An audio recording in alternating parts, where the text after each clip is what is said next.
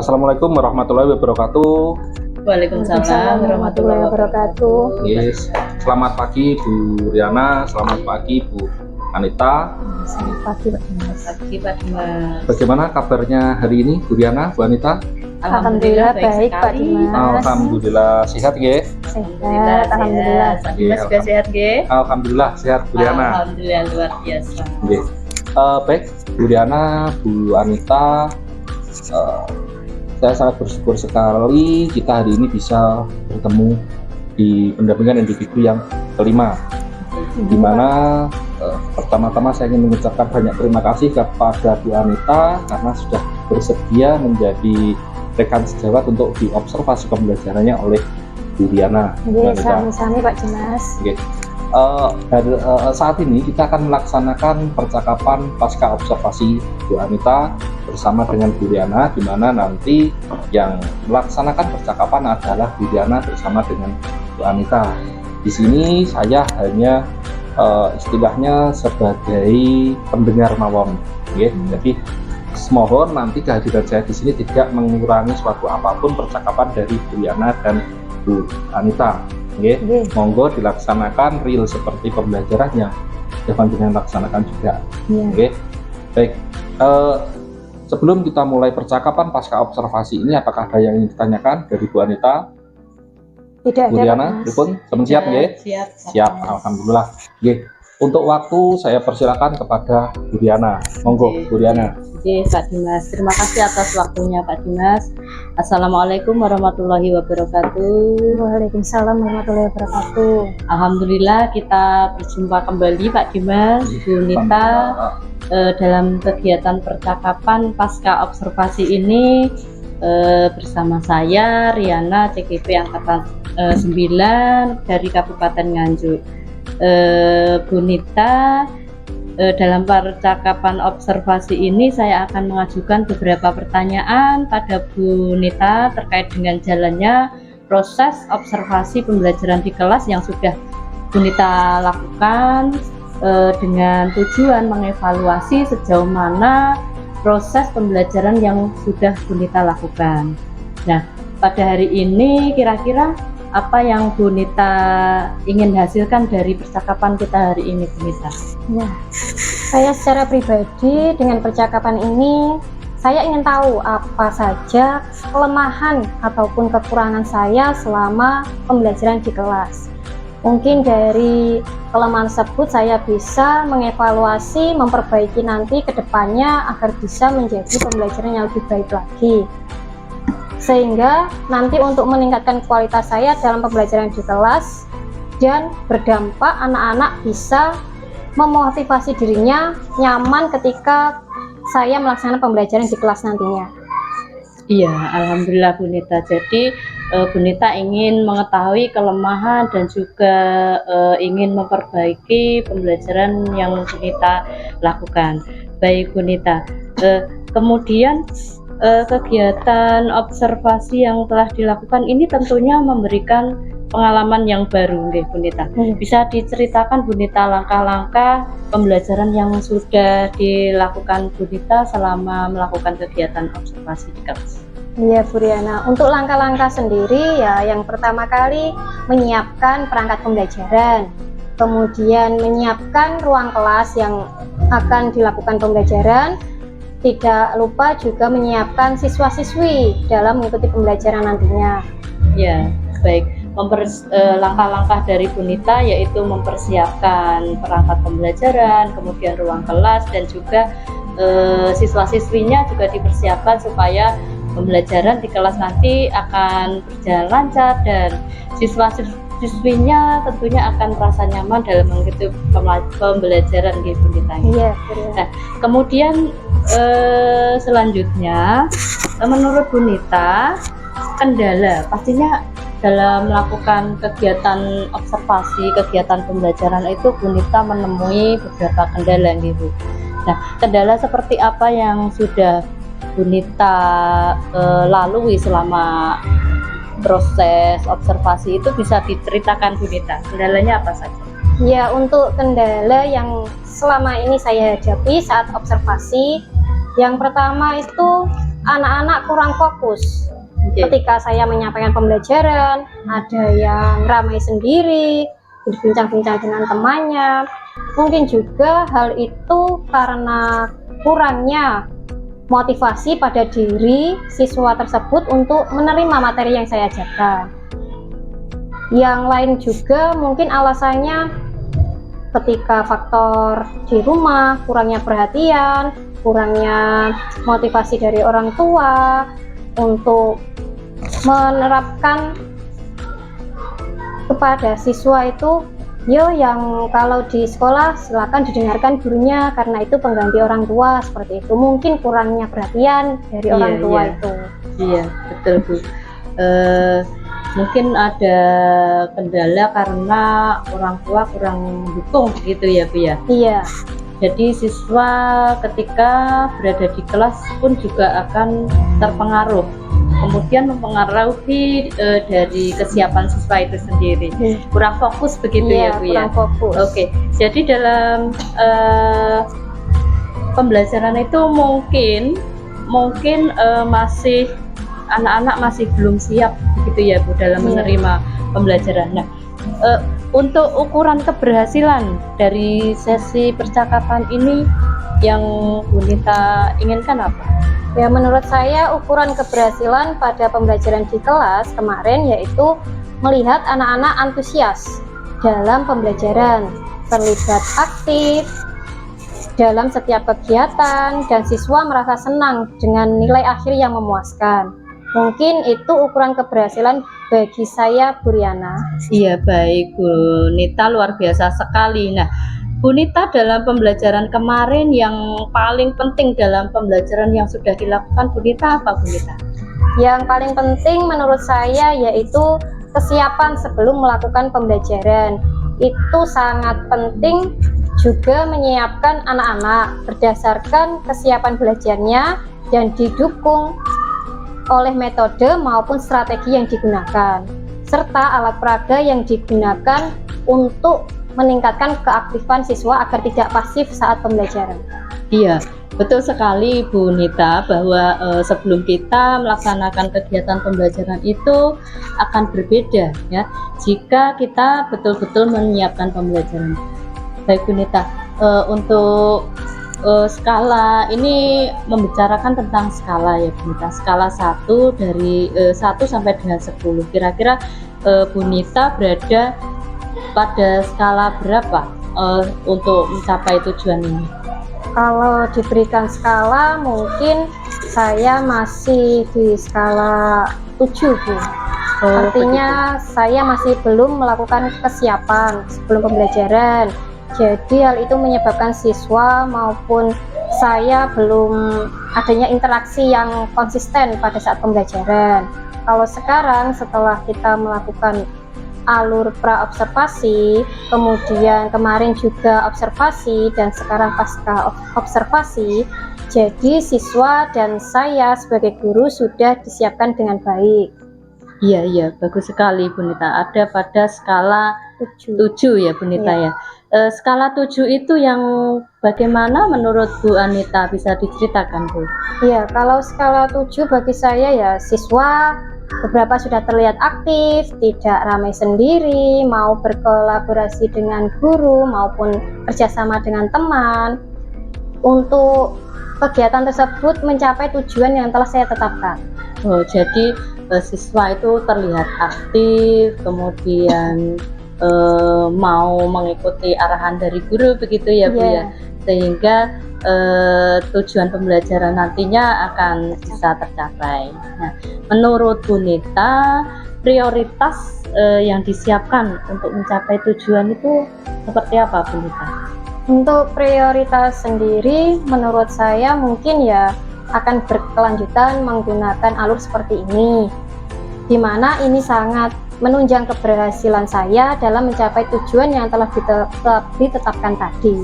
Iya, alur mulai dari pra-observasi, kemudian observasi, dan juga pasca observasi ya Bu ya, untuk mencapai tujuan itu. Nah, sekarang mungkin Bu Nita mempunyai gambaran siapa nantinya yang akan dapat membantu Bu Nita agar tujuan itu bisa tercapai, Bu? Bisa diceritakan? Iya, baik. Untuk unsur-unsurnya tentunya semua kependidikan terlibat dalam hal Iya. ini guna untuk mencapai tujuan yang telah ditetapkan.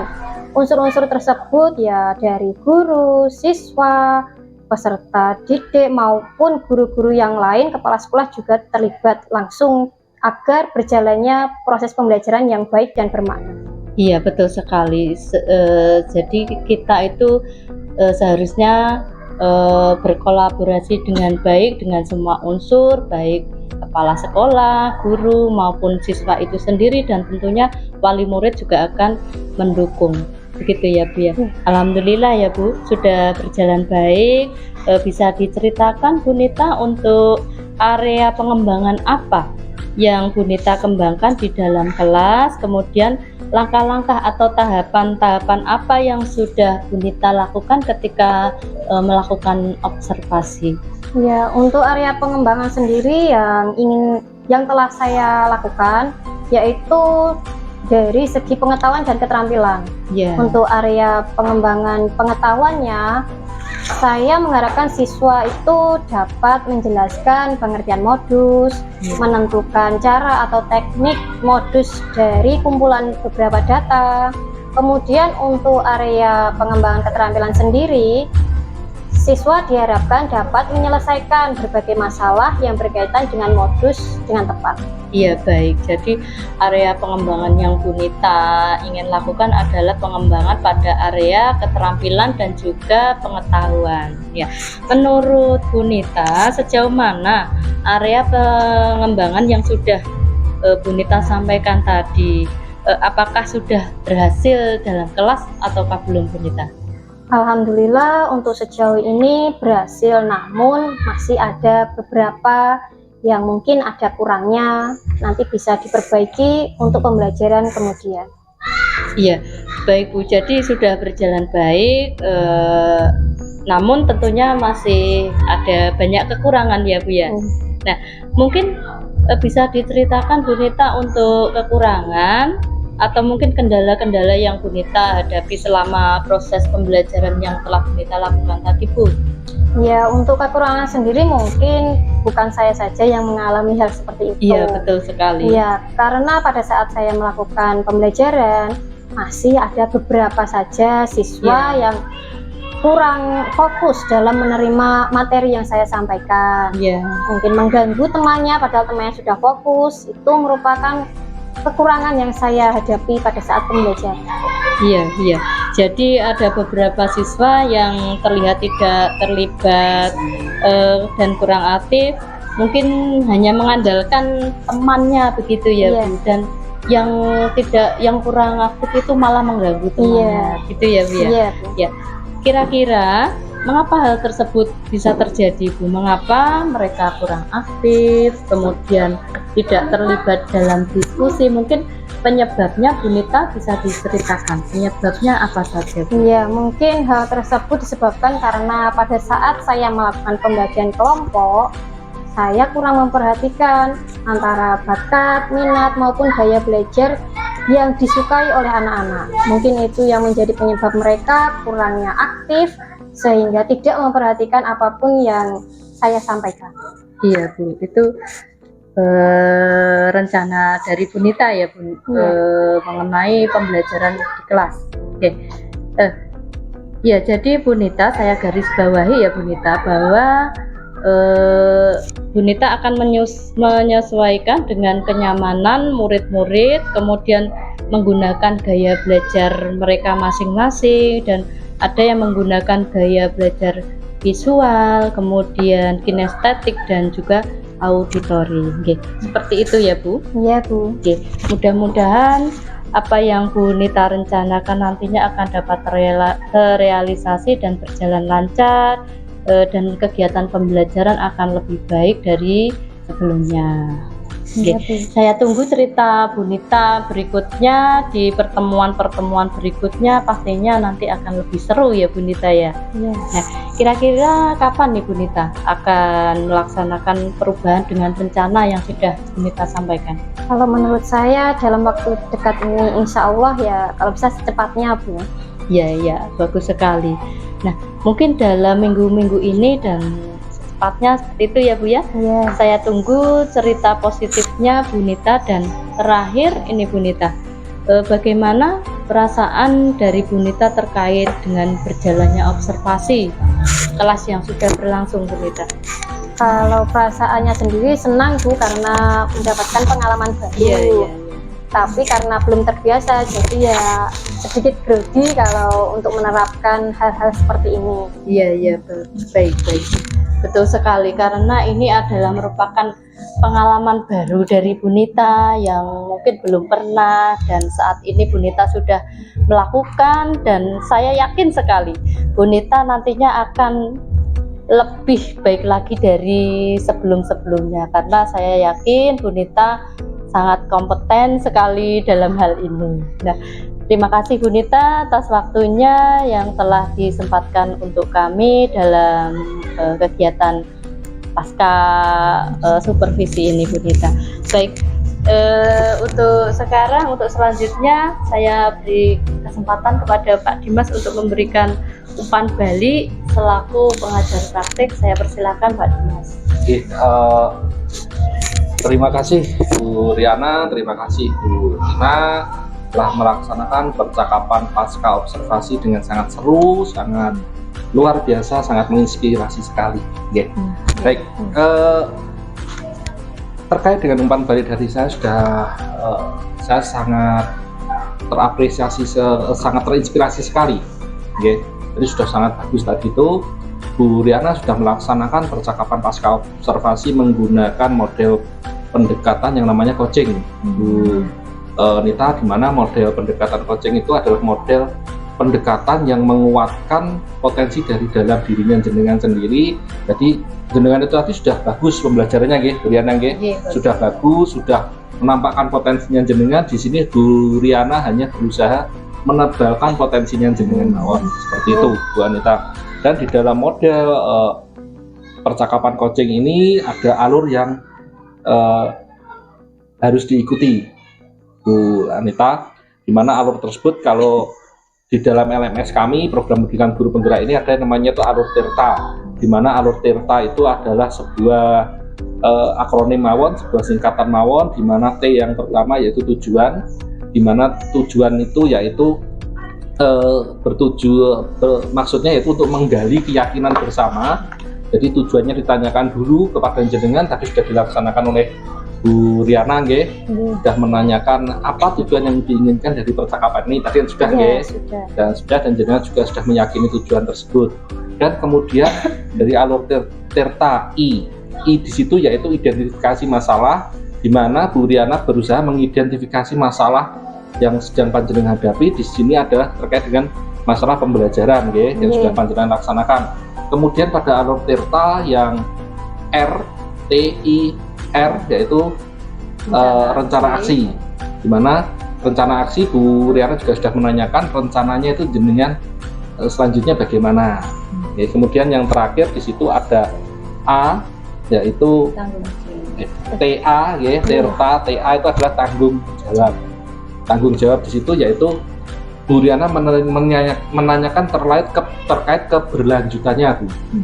Keberlanjutannya, dan jenengan tadi sudah menjawab akan melaksanakan rencana jenengan itu secepatnya. Yeah. Baik, intinya dari percakapan pasca observasi ini sudah berjalan sangat baik. Saya sangat mengapresiasi sekali. Sekali lagi terima kasih Bu Riana, terima kasih Bu Anita. Untuk selanjutnya, sebelum saya akhiri percakapan pasca observasi ini, apakah ada pertanyaan dari Bu Anita? Insya Allah tidak ada Pak Dimas. Bu Riana? Insya Allah cukup Pak Dimas. Cukup, ya. Baik, kalau itu saya akhiri percakapan pasca observasi ini. Wassalamualaikum warahmatullahi wabarakatuh. Waalaikumsalam warahmatullahi wabarakatuh.